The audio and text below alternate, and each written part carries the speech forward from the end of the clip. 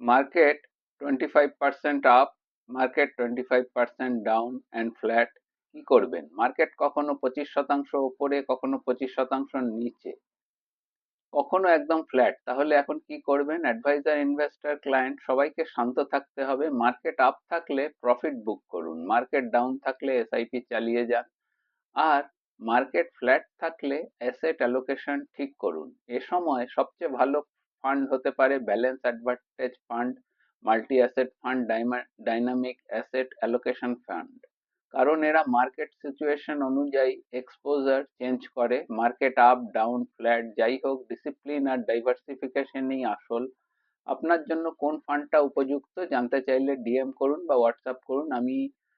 আমরা আপনাদের পাশে আছি। Smart adviser, smart investor. আমার নাম ইন্দ্রনীল। আমাদের সাথে যোগাযোগ করতে আমাদেরকে লাইক, সাবস্ক্রাইব, শেয়ার এবং ফলো করুন, এবং অবশ্যই ডিএম করুন, এবং অবশ্যই আপনাদের মতামত আমাদেরকে লিখে জানান। ধন্যবাদ। নমস্কার। সকলে ভালো থাকবেন।